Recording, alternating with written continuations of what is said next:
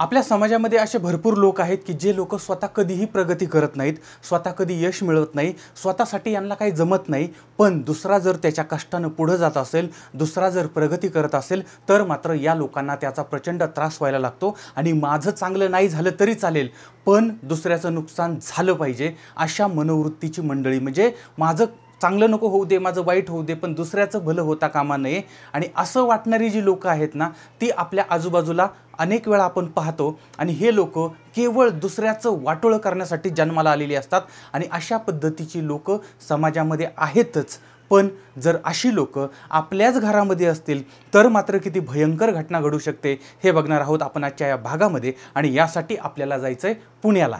पण ती घटना पाहण्याच्या पूर्वी आपल्या DSD वर्ल्डवरती एक अशी घटना टाकलेली आहे, याच्यामध्ये एक प्रियकर आपल्या प्रेयसीचे तुकडे करून तिचं मटण करतो आणि ते स्वतः खातो आणि मित्रांना सुद्धा खायला घालतो. आता तो हे का करतो तर त्याची प्रेयसी अत्यंत सुंदर असते आणि सुंदर प्रेयसीचं मटण अत्यंत टेस्टी लागेल आणि म्हणून त्यानं ही हत्या केलेली असते. तर या घटनेबद्दलची जी माहिती आहे त्या माहितीचा व्हिडिओ बनवला आहे आणि तो आपल्या DSD वर्ल्डवरती टाकलेला आहे आणि ही स्टोरी झाल्यानंतर तो अपलोड होईल आणि त्याची लिंक जी आहे ती डिस्क्रिप्शन बॉक्समध्ये दिलेली आहे. तर आता आपण आपल्या स्टोरीकडे वळूया. तर पुणे जिल्हा आहे, त्या ठिकाणचा शिरूर तालुका आहे, त्या ठिकाणचं आंबळे नावाचं गाव आहे आणि या गावामध्ये असणारा आंब्याचा मळा हा भाग आहे, हे ठिकाण आहे. तर या भागामध्ये बाळासाहेब पोपट बेंद्रे हे साधारणपणे 59-60 वर्षाचे गृहस्थ राहत आहेत. आता यांच्या घरी शेतीवाडी वगैरे सगळं काही आहे आणि यांच्याबरोबर ती त्यांच्या पत्नी, त्यांची आई ही मंडळी राहत आहेत. आणि यांची जी 2 मुलं आहेत त्यातला थोरला मुलगा सुनील बाळासाहेब बेंद्रे वय वर्ष साधारण 30च्या आसपासचं आणि अनिल बाळासाहेब बेंद्रे वय वर्ष साधारण 25च्या आसपासचं. तर हे दोन्हीही एकमेकांचे सावत्र भाऊ आहेत आणि ते दोघंही पुण्याला नोकरीला होते. आता याच्यामधले सुनील जे आहेत ते सॉफ्टवेअर इंजिनियर आहे आणि ते पुण्यामध्ये एका खाजगी कंपनीमध्ये नोकरीला आहेत आणि चांगला पगार आहे, चांगला जॉब आहे. आणि 2 वर्षापूर्वी या सुनील यांचं लग्न झालेलं आहे. त्यांच्यासारखीच त्यांची पत्नी जी आहे ती उच्च शिक्षित आहे, सुंदर आहे आणि सुशील आहे. त्यांचं नाव आहे प्रियांका. आता या दोघांचाही संसार सुखानं सुरू होता. दोघंही IT विभागामध्ये नोकरीला होते आणि त्यामुळे अगदी मनाप्रमाणे सगळं घडत होतं. चांगला पती होता, चांगली पत्नी होती, चांगला संसार होता, चांगली नोकरी होती, सगळं काही चांगलं चांगलं होतं. आता यावेळेस यांनी परदेशामध्ये नोकरीसाठी ॲप्लिकेशन दिलं होतं. आता दोघांचं शिक्षण, दोघांचं काम, दोघांचा अनुभव आणि यामुळे मग यांना लंडनमध्ये काम मिळालेलं होतं आणि ही अत्यंत आनंदाची बातमी होती. एका खेडेगावमध्ये राहणाऱ्या तरुणाला परदेशामध्ये नोकरी मिळते ही सामान्य गोष्ट नाही आणि यामुळे सगळ्यांना आनंद झालेला आहे. पण जर हे पती पत्नी परदेशामध्ये गेले तर गावाकडे शेतीकडे कोण पाहणार. आणि यावेळेस मग सुनील यांनी वडिलांना सांगितलं किंवा या बापलेकांच्यामध्ये चर्चा झाली आणि अनिल हा जो पुण्यामध्ये खाजगी कंपनीमध्ये काम करतोय तो एका कंपनीमध्ये जास्त काळ तो टिकत नाही आहे, त्याचे काम सतत बदलत राहतात. त्यामुळे त्याला गावाकडं आणायचं आणि तो शेती आणि गुरांचं पाहिल असं ठरलं. आता ही गोष्ट अनिलला अजिबात पटलेली नाही, त्याला हे मंजूर नव्हतं. म्हणजे आपला सावत्र भाऊ आणि वहिनी परदेशामध्ये जाणार आणि मी इथं शेती आणि गुरं सांभाळत बसायचं हे त्याला सहन होत नव्हतं, हे त्याला मान्य नव्हतं. तारीख आहे 15 एप्रिल 2023. आता या दिवशी वडिलांनी अनिलला गावाकडे म्हणजे आंबळ्याला घेऊन आलेले आहेत. आता अनिल जो आहे तो नाखुशीनं गावाकडे आला पण तो आपल्या वडिलांबरोबर ती वाद घालायला लागला, भांडण करायला लागला. इकडं गावाकडे अशा पद्धतीचा प्रकार चालू होता. पण तिकडं पुण्यामध्ये आता लंडनला जायची तयारी चाललेली होती. 1 मेला यांना निघायचं होतं आणि शक्य झालं तर तिकडंच स्थायिक व्हायचं होतं आणि त्यामुळे आता फार थोडे दिवस उरलेले होते. पासपोर्ट, व्हिसा वगैरे याच्या सगळ्याची तयारी चाललेली होती. आवरावरी सुरू झालेली होती. आता इंडियामध्ये आवरावरी करायची, त्याच्यानंतर पुन्हा लंडनला जायचं. तिथं गेल्यानंतर तिथल्या वातावरणाशी सूट व्हायला पण परत काही दिवस जाणार आहेत आणि तिथं गेल्यानंतर पण बाकीची कामं असणार आहेत. आता हे सगळे पती पत्नी हे आता इकडं त्यांची गडबड चाललेली होती आणि तिकडंही गडबड होणार होती. अशा सगळ्या गडबडीमध्ये यांचे हे दिवस चाललेले होते. आता ही मंडळी परत एकदा परदेशात गेली की परत माघारी कधी येतील सांगता येत नव्हतं आणि यामुळे मग आपल्या सगळ्या नातेवाईकांच्या भेटीगाठी वगैरे पण चाललेल्या होत्या. आणि बघा विचार करा, आपली मुलगी आणि आपला जावई परदेशात जाणार आहे, यामुळे प्रियांका यांच्या घरची मंडळी जी आहेत ती सुद्धा अत्यंत आनंदामध्ये होती. पण सुनील यांच्या घरी मात्र वातावरण तंग झालेलं होतं.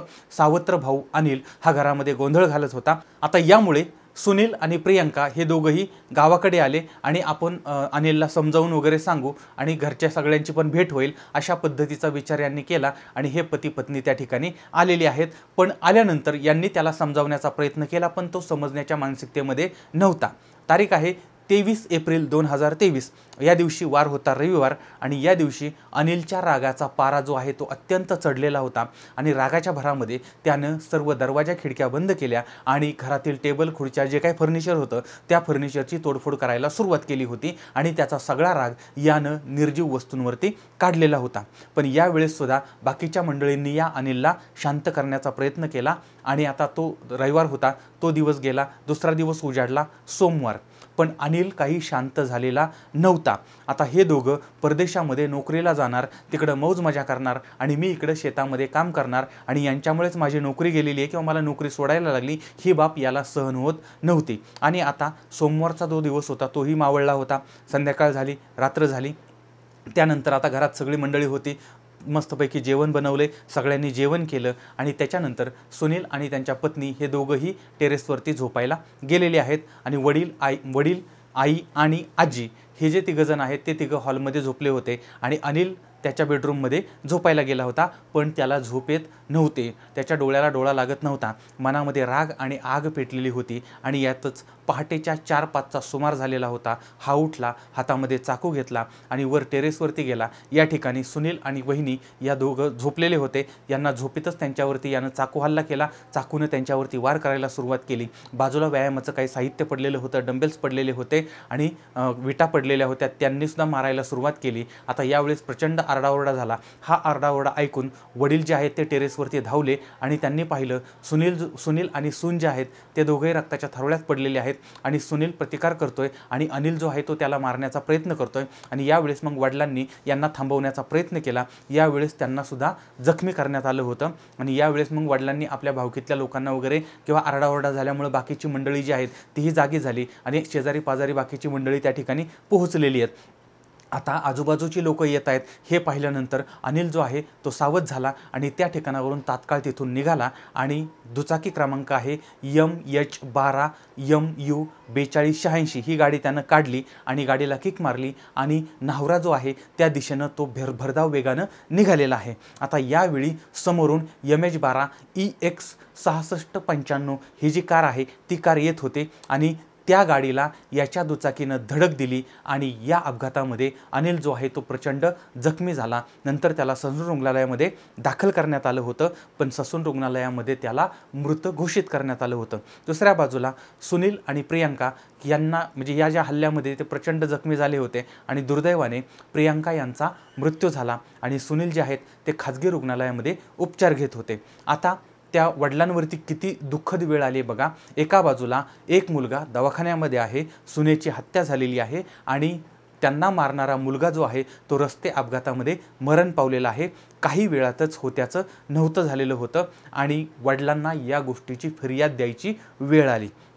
आता जी माहिती माध्यमातून समोर आली होती ती मी तुमच्यासमोर मांडलेली आहे. आता याचा तपास चालला आहे. याच्यामुळे कदाचित नवीन माहिती, वेगळी माहितीसुद्धा आपल्यासमोर येऊ शकते. फक्त आत्तापर्यंत जे समोर आलं होतं ते मी तुमच्यासमोर मांडण्याचा प्रयत्न केलेला आहे. आणि जर समजा तुम्ही या भागातील असाल आणि तुम्हाला जर याच्याबद्दलची काही वेगळी नवीन माहिती असेल तर ते सुद्धा तुम्ही कमेंट बॉक्समध्ये जरूर कळवा.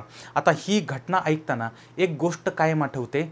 उद्या प्रभू रामचंद्रांचा राज्याभिषेक होता, सगळीकडे आनंदी आनंद होता. पण एका रात्रीमध्ये सूत्र फिरली आणि त्याच प्रभू रामचंद्रांना, माता सीतेला आणि लक्ष्मणाला वनवासामध्ये जायला लागलं होतं.